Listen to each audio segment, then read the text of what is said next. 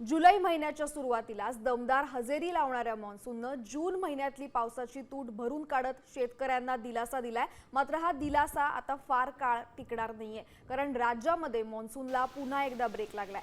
अल निनोच्या प्रभावामुळे मॉन्सूनच्या गतीला ब्रेक लागण्याची शक्यता हवामान तज्ज्ञांनी व्यक्त केली आहे।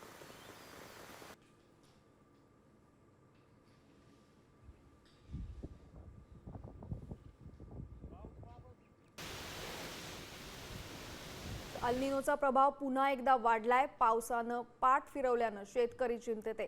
तर मॉन्सूनला ब्रेक लागलाय। कमी दाबाचा पट्टा कमकुवत झाल्यानं ढग गायब झालेले।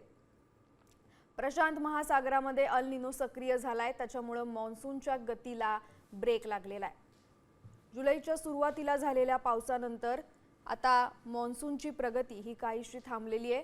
हवामान तज्ज्ञांनुसार पाऊस सातत्यानं न पडता आता खंड घेत पडणार आहे। पावसानं ओढ दिल्यास दुबार तसंच तिबार पेरणीचं संकट शेतकऱ्यांवर ओढवू शकतं। तर कमी दाबाचा पट्टा कमकुवत झाल्यामुळे मॉन्सूनचे ढग गायब झाले।